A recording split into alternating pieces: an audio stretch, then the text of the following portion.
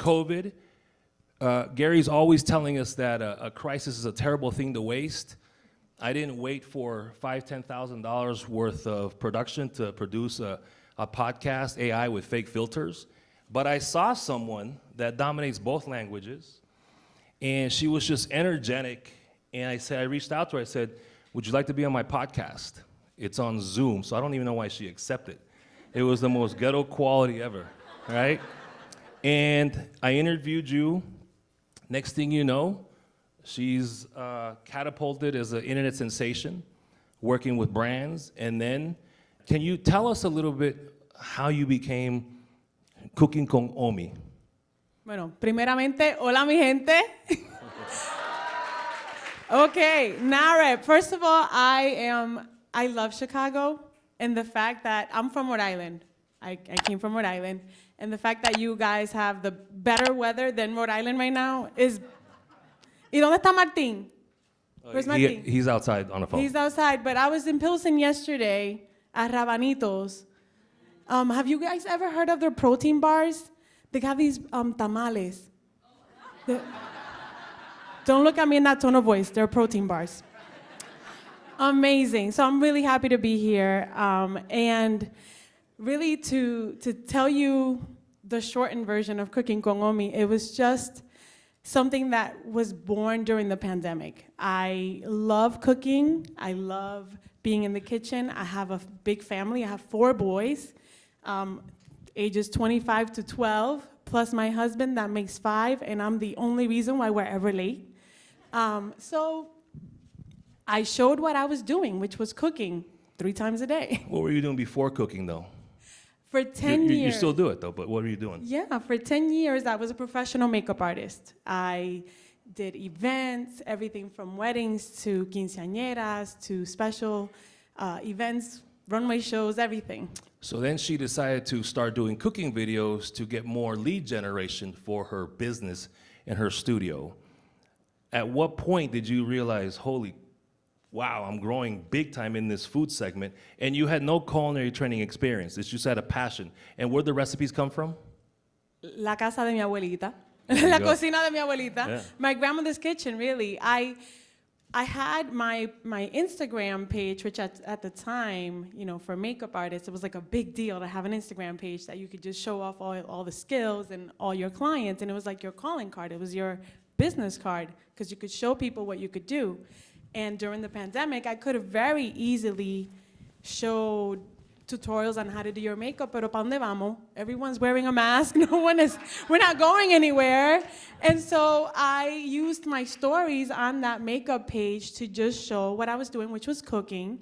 And quickly, and I mean quickly, that page started to turn from a makeup page to a cooking page, and I had to open a cooking page. I think it's important you guys realize that wasn't her full-time profession. She was lead genning for her business, showed authenticity. Gary's always talking about being authentic. You know, you guys see my morning post, gente linda, smile, that we're blessed, gente fea, you know, your emoji. It's because she was authentic, and that's what caught me on.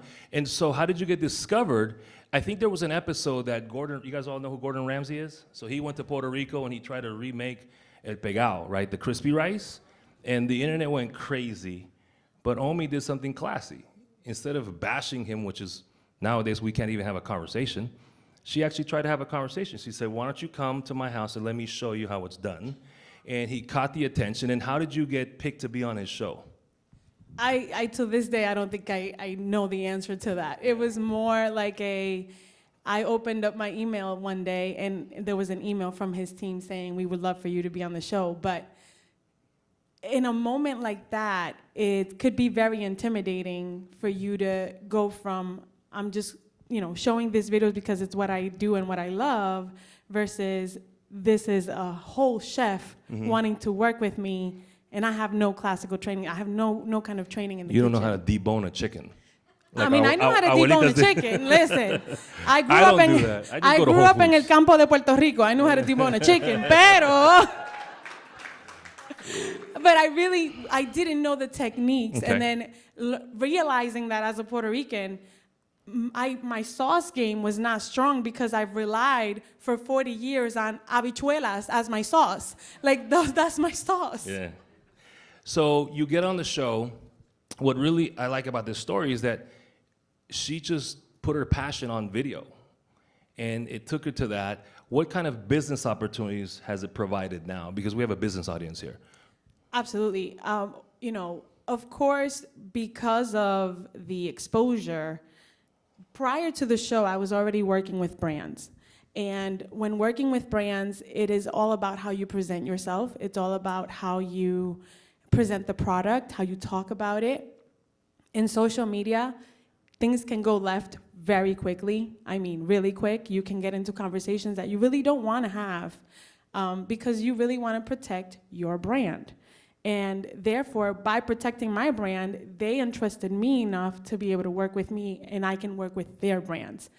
But now the exposure of the show has really created opportunities where I'm getting, 4 or 5 times what I would have gotten 2 years ago based off of that new exposure and those new people, those new eyes on me. And raise your hand if you have children. Raise your hand if you like makeup. Raise your hand if you like food. Would you like to make 6 figures just telling your story? Yes or no? So you said something earlier downstairs. People don't want to buy the product. We talk about being authentic, right? Talk to them about that. Every single time I go on social media, I see someone trying to sell me something. I don't want to buy what you got all the time. I want to know the person. And I feel like I connect with the person. And so rather than me selling, or I'm going to work with a brand and I'm going to show you this brand, no, I'm going to create a story around that brand. I don't work with just anyone. There is some integrity there for me where if I don't believe in the brand, if I don't use it at home, if I can't relate to it, I'm not going to work with it. And that's just, it's the truth. Yeah. But really, thank you. But really, one of the things that makes you unique is just you selling you, who you are. People don't want to know the product. They want to know who you are. Why do you use it? Why do you like it? And so that is what I chose to do on my platform. And not just even when I had my makeup page and I decided to show my cooking. I was showing my cooking because it showed a completely different side of me that people weren't used to. They didn't know that human side, that mom side, the wife side, the I'm exhausted on Zoom calls with, for school every day side. They didn't know that. And so I wanted them to see that. And it became such a transparent exchange that people felt seen. People felt like, oh, that's my life. That's me. I get it. I think it's key. Our CEO, Gary, he's on after this. He talks about that if your content has to be great, because anything other than that is just basura. Give us some tips on storytelling, because the way, Jeannie was there in 2009, it was a defining moment for the organization, right? If it weren't for, their gracious work, none of us would have been here, right? And so that's a defining moment. I look at me reaching out to you and you putting your makeup and your social media on food was a defining moment because it changed your life. Now you're working with brands, people are approaching. You got a bit. I used to just DM her. Now she's like, yeah, talk to my business manager. I was like, oh, heck no. Well, jodiendo. Mira, no. Jodiendo. But give us some tips, because I want everybody here to have a defining moment from you on what they can do on social media. Give us 3 things that they can do to be authentic. Be yourself. Be relatable. Be a reflection of what you would like to see on social media. I know what I look for when I'm following someone. Even when I hit the follow button, I'm following that person because they add something to me that really, touches me. Don't be afraid to share those areas that are taboo. Don't be afraid to, talk about those things that everyone else is uncomfortable talking about. My son, and this is, I'm a food content creator, right? But I'm a mom, and I've mentioned that. And my son is autistic. And I share that. I share that on my platform. That's something that a lot of moms don't talk about. A lot of parents don't like to talk about because it is taboo. They don't know how to express that. And so I try to make it as real as possible. As you're speaking, I'm thinking back all the episodes I watched, right, from you. And you guys follow her? You guys should follow her today, and you'll see a story. You learn like that. Give us some what not to do. Don't go on a tit for tat with no one. It's just not worth it. Don't go on a tit for tat with no one. Do not misrepresent yourself. It is very, very important that you, at all times, just know your core values and stick to those. And the moment that you feel like, should I post that? That's a sign, don't do it. Don't post it. No, that's good. Let's piggyback now, NAHREP. You know, we have the tagline where business and cultura intersect. And many things about you is you've never hidden your Latinidad. You've embraced your culture. Like I said, you dominate both languages. A lot of people turn on Latinidad, a lot of coconuts. You've always been authentic. How has it been hard embracing it? No, I've had some really amazing role models in my life. My mom, when we came to the United States, I was 11 years old. And I actually just recently talked about this. I remember being in my room watching Full House. This was 1993. Don't look at me in that tone of voice. 1993, watching Full House, Blossom, Matt TV, Saturday Night Live, and not seeing anyone that looked like me. But yet I was trying to emulate them. I was trying to learn the culture, learn the language, learn lyrics to music that I had no idea. So sometimes in who you are is your superpower. For me, who I am was my superpower when I started cooking con Omi, when I went on Next Level Chef, and I didn't even realize that it was a superpower. My Latinidad is what got me through to be a semifinalist on Next Level Chef.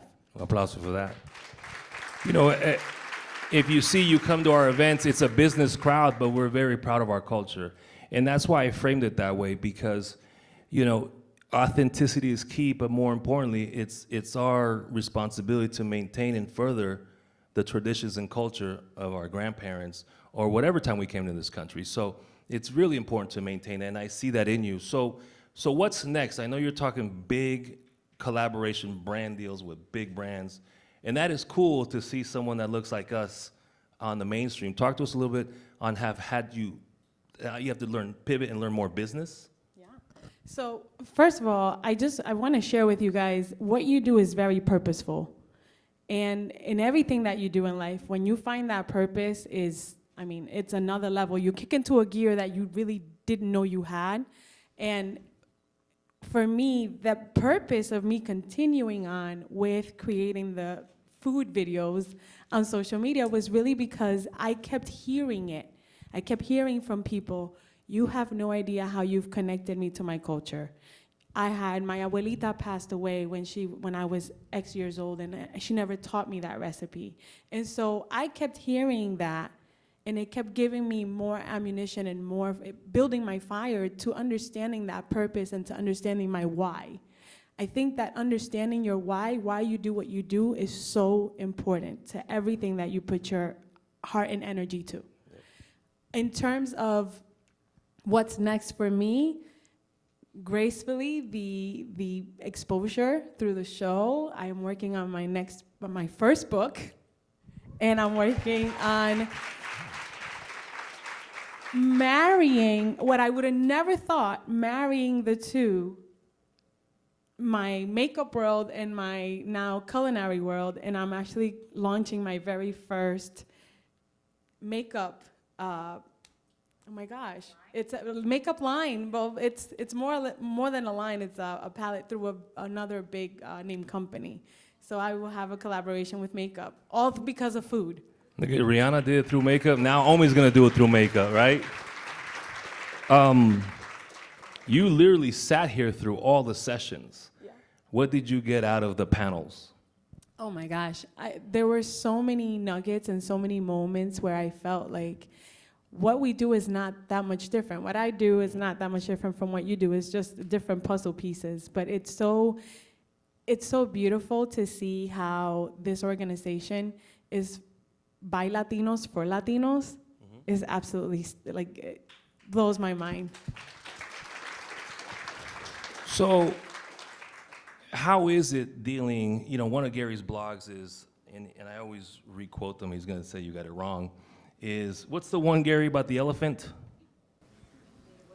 When an elephant dances with a mouse, only one party can get hurt. There you go. So I like that one, and in some ways you did that with Gordon Ramsay and the social media world. How did you cope?